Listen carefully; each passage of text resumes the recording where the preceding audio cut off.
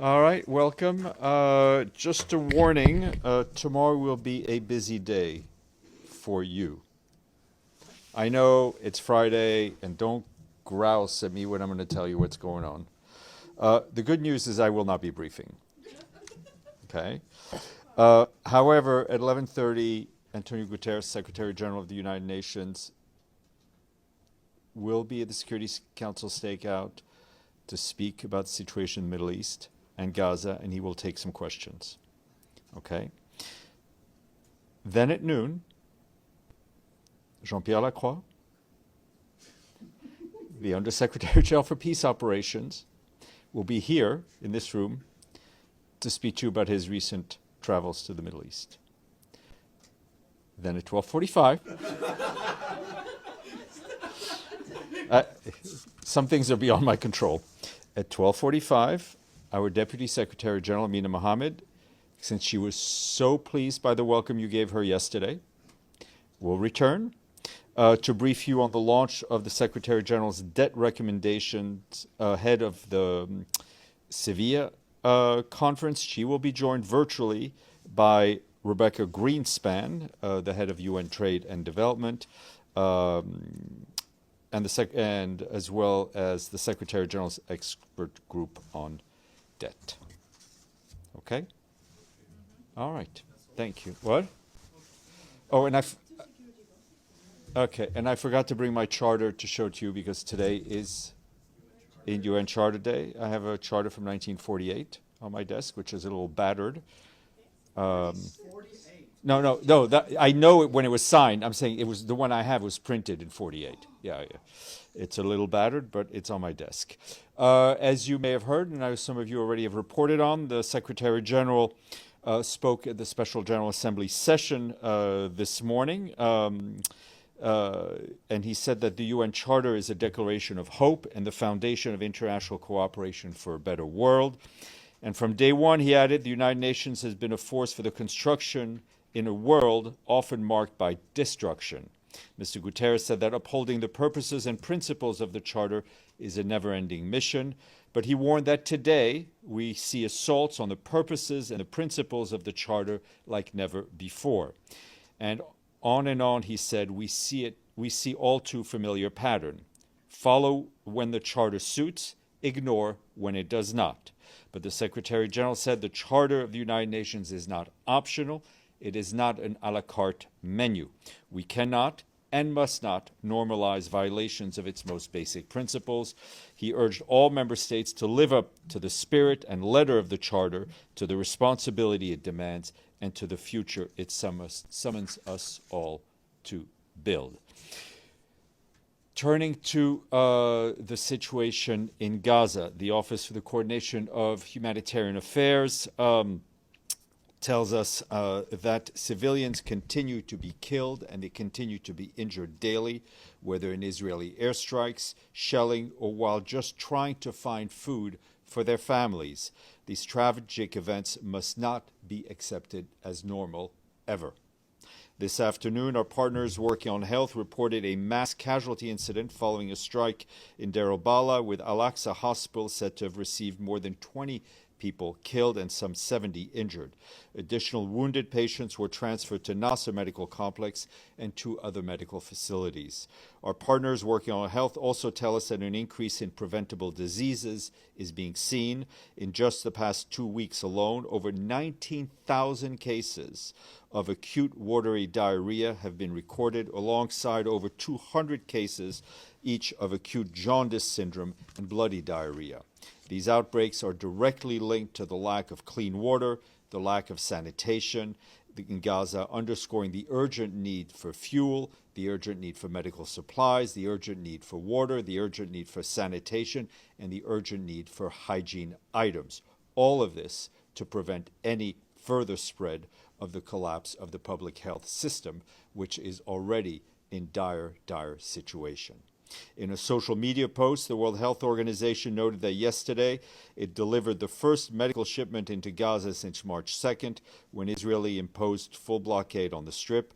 9 trucks carrying essential medical supplies, some 2,000 units of blood, and 1,500 units of plasma were transported from Karim Shalom. These supplies will be distributed to priority hospitals in the coming days. The blood and plasma was delivered to Nasser Medical Complex cold storage facility for onward distribution to other hospitals facing critical shortages among the growing influx of patients we've been speaking about. However, WHO reminds us that all these medical supplies are only a drop in the ocean of what is actually needed. OCHA stresses that to meet humanitarian needs and help reduce looting, it's essential to get more humanitarian and essential commercial goods into Gaza and to facilitate their safe distribution across the Gaza Strip. This means an increasing the volume of supplies allowed through multiple crossings and multiple routes. OCHA colleagues tell us that yesterday, 6 out of 17 attempts to coordinate humanitarian movements inside Gaza were outright rejected by the Israeli authorities.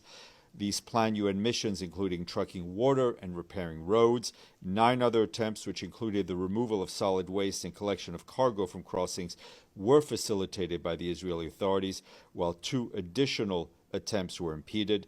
The continuing restrictions on humanitarian access are severely undermining life-saving operations.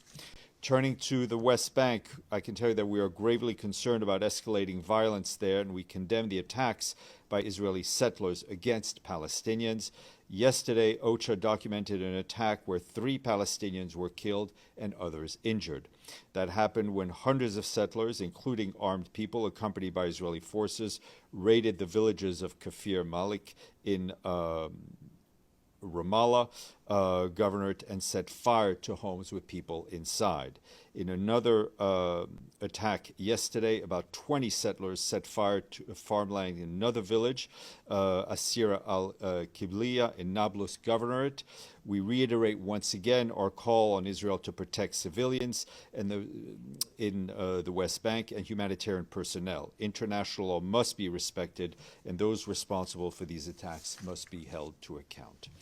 Moving north to UNIFIL, where our peacekeepers there continue to observe IDF presence and military activities, including 3 airstrikes yesterday in the peacekeepers' area of operations. UNIFIL peacekeepers also continue to discover unauthorized weapons and ammunition caches in their area of operations, including on June 23rd, when UNIFIL detected an unguarded weapons cache containing boxes of ammunition and explosives in Sector East. Since the cessation of hostilities came into effect in November of last year, our peacekeepers have detected 272 unauthorized weapons caches and have referred all of them to the Lebanese army. UNIFIL yesterday also hosted a meeting of cessation of hostilities mechanisms at the UN premises in Ras Nakora in the south. That was chaired by the United States in the presence of the Lebanese Armed Forces, the Israeli Defense Forces, and representatives of France. In the past weeks, UNIFIL deminers have also completed clearance of unexploded ordnance at 2 UN positions along the Blue Line in Sector West. In total, 6,260 square meters of land were cleared at these 2 positions. UNIFIL also working with the Lebanese Mine Action Center to start humanitarian demining in its area of operations. Turning to Ukraine, our colleagues there tell us that deadly hostilities continued, with yesterday seeing action in frontline areas. The regions of Donetsk, Kherson, Sumy were among the hardest hit, with several civilians killed and injured. This is according to what authorities are telling us. Attacks also damaged homes and civilian infrastructure. More than 400 people were displaced in a single day, mostly in Donetsk and Sumy area. Our colleagues tell us the humanitarian situation in the towns of Konstantinivka and Pokrovsk in the Donetsk region continue to deteriorate. Local authorities report that constant shelling has left parts of both towns without electricity and access to basic services. Authorities and aid organizations are providing limited water and food assistance, but access is increasingly restricted. Authorities also continue to call on the remaining population, which is more than 10,000 people combined, to evacuate for their own safety. Still in the Donetsk regions, humanitarian access to towns of Chasiv Yar and Toretsk remain extremely limited amid intensified attacks. According to authorities, yesterday alone, nearly 340 people, including children, were evacuated from the Donetsk region. Our humanitarian colleagues tell us that food insecurity remains a concern in frontline and border regions. A recent assessment by the World Food Programme and the UN Food and Agriculture Organization found that the war has devastated livelihoods and quadrupled poverty levels, leaving the most vulnerable, particularly displaced people, at greatest risk. From January to May, nearly 130 organizations provided food and livelihood assistance to 1.8 million people across the country. Nearly 400,000 people in Donetsk and Kherson regions received food support, agricultural supports, and cash aid. Just to flag that at 1 p.m. in the Security Council, Jean-Pierre Lacroix is scheduled to brief on the Central African Republic. That will be at 3 p.m. We will share those remarks with you. Also, Volker Turk wrapped up a 3-day visit to Sri Lanka. While there, he met with the President Disanyake, and the Prime Minister, Amara Surya, and the Chief Justice, the Attorney General, and other officials, as well as civil society representatives, survivors of human rights abuses, and of course the UN team.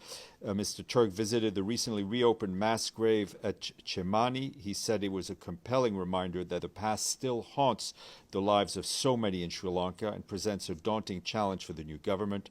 The High Commissioner said it was important to build on the momentum and to translate it into tangible results, stressing that acknowledgement and truth-telling are important steps towards healing and closure, and we, as is justice, reparation, and non-recurrence. Today is also the International Day against drug abuse and illicit trafficking. In a message, the Secretary General said, called on all to recommit to ending drug abuse and trafficking, in uniting to dismantle criminal networks and break the cycle of suffering and destruction once and for all. A report released by the UN Office of Drugs and Crime warns that a new era of global instability has intensified challenges in addressing the world drug problem, empowering organized crime, and pushing drug use to historically high levels. According to the report, production, seizures, and use of cocaine hit new highs in 2023, making cocaine the world's fastest growing illicit drug market. More information online. And today is also the International Day of Support of Victims of Torture. The observance serves as a call to action for all stakeholders, including UN member states, civil society, individuals everywhere, to unite in support of hundreds of thousands of people around the world who've been victims of torture and who are still being tortured today. Edie. Thank you, Steph. Rafael Grossi, the head of the International Atomic Energy Agency, told the Security Council that nobody would really be able to judge the impact of any strikes at nuclear facilities in Iran until IAEA inspectors were able to return. Have IAEA inspectors been given a green light to return? That is a good question, but that is a question to be asked of the IAEA. I'm not aware. Benno, then Amélie, then Deji, then Sherwin. I can follow up with Mr. Grossi. He told French radio today, I guess today, that centrifuges in for the uranium enrichment plant in Iran are no longer operational. That was just an interview. Can you confirm that assessment? Is that also your assessment? I guess. No, I think, let's be clear. IAEA is the part of the UN that has the technical knowledge and know-how on nuclear issues. They're in the lead on the Iran nuclear program. Those questions have to be asked to them. Yeah, so, but I mean, like, they report to you, I guess, right? No, they do not. It's a standalone specialized agency. So, I mean, obviously, some of our colleagues have been briefed, but they need to speak on the record, and they have. So it's not something I can share with you. Okay, but then can you educate me why Mr. Grossi would give that information to a French radio instead of actually releasing a press release? I think this is a question you need to ask of him. I can't educate you on anything, Benno. Let's see if I can educate Amélie, and then we'll move on. Thanks, Steph. It seemed that there was supposed to be peace talks in Brussels today about Sudan with the UN, African Union, and other member states. Do you have anything you can share with us about that? Yeah, I can confirm to you that Mr. Lamamra, the Secretary General's personal envoy for Sudan, is participating in what is the fourth session of the Sudan Consultative Group that's meeting in Brussels, and that is to support the de-escalation efforts in Sudan and advance a political solution to this conflict, which has been devastating for millions of Sudanese as we talk about it almost every day. I think that this particular meeting is a critical opportunity to take stock of the international positions and advance a more coordinated approach, which is essential to ending the conflict, and discussing critical and concrete pathways to de-escalation, civilians, and political dialogue, as well as the criticality of humanitarian access, which has been extremely challenging and costing lives of humanitarian workers, as we've seen. Any participation of the two Sudanese parties? I'm not aware, but I will check for you. Deji, then Sherwin. Today, the Speaker of the Parliament of Iran, Mr. Ghalibaf, said on social media, and I quote, "Today, following the approval of the Constitution Guarding Council, the law suspending cooperation with the IAEA was officially communicated." And it also accused IAEA paving war for aggression, and the continued cooperation with IAEA is, what he said, not possible until we are assured of the security of our nuclear facilities. Now, any reaction? Obviously, we're waiting to see if there's an actual decision taken by the government. What I can tell you is that we support the IEA's work, which is a critical part of the UN's overall work. And as we've always said, we encourage dialogue and cooperation between the IEA and the Islamic Republic of Iran. Has the Secretary General recently have any phone talks with anybody from Iran? Not in the last few days. Okay. Second topic. Yesterday, President Trump compares Iranian strikes to Hiroshima and Nagasaki. Do you have any comment? I am not a commentator. Does the Secretary General agree with his observation? I'm not going to. It's not for him to agree or disagree. I understand your needs, but I ask you to understand mine. On that Sherwin. topic of understanding your needs, I don't. Yeah. on a serious topic, the protests, the anti-government protests in Kenya, we understand that some 16 people have been killed, 400 injured. Rights groups say the majority were shot by the police. Is there any comment on these protests and how the government has responded to them? Yeah, I mean, we're obviously concerned about the violence that we've seen in Kenya. We're closely monitoring the situation. Very saddened by the loss of life. Our human rights colleagues have been particularly focused on the issue of the gunshot wounds that you mentioned. They've also noted that the Independent Policing Oversight Authority of Kenya have said they will launch an investigation. We look forward to an independent and transparent investigation, and it bears reminding that under international law, under human rights law, lethal force by law enforcement, such as firearms, should only be used when strictly necessary in order to protect life or prevent serious injury of an imminent threat. Second one for you, Steph. Tomorrow, the State Department is hosting the foreign ministers of the DRC and Rwanda to sign what President Trump has called a peace treaty. Some sort of peace deal. Has the United Nations been engaged at all, given your long-standing work in that region towards peace? What do you make of this agreement that seems to have come out of the blue? Yeah. I mean, obviously, we're following it closely. I think some of our colleagues have been are aware of the details. We obviously welcome any agreement that would bring peace and stability to the people of the region. I mean, we talk almost every day about the situation in the eastern part of the DRC and the horrific suffering of civilians, the hunger, the sexual violence, the constant fear, the constant displacement. So anything that would help alleviate that suffering is to be welcome. We obviously thank the U.S. and Qatar, which have been involved in this. And I'll leave it at that. Madame. Ming Lu from China Daily. So following Iranian's bill to decide to suspend cooperation with IAEA, has the UN been in touch with the IAEA regarding the safety of its inspectors and their abilities to carry out their mandate? I mean, we are obviously in touch with the IAEA. They're keeping us abreast of their work, but in terms of the technicality of how their staff and all that, those are questions to be asked of the IAEA. Okay. Any questions online? Yes, Abdelhamid. Yes, I have two questions. Stefan, on Kufr Malik, on Monday there was a boy of 13-year-old was shot and killed by the settlers, and that's what brought the riots. In his funeral, when the settlers came back again and killed 3 more. So I didn't see any reference to that little boy, 13-year-old, Ammar Mu'taz Hamail, who was shot by the settlers.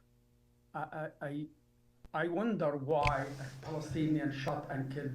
I mean, unless I'm mistaken, just a few minutes ago, I talked about the escalating violence in the West Bank, our concern, and our clear condemnation of attacks by Israeli settlers against Palestinians. Your next question. Yesterday in the Security Council, when the Algerian ambassador started to talk, criticizing the report of Virginia Gamba, Mrs. Gamba walked out of the Security Council. We normally seen ambassadors leave the council when a faux ambassador starts speaking, but I think this is the first time a UN official and the meeting is to debate that report. Why she walked out? Is that an acceptable behavior of a UN senior official? Today regarding Madame Gamba, and I think you checked the transcript, I answered that question, and I would say the same thing today. Any other questions? Thank you. Rest up. Tomorrow you'll have a lot of work, and I won't have that much. Goodbye.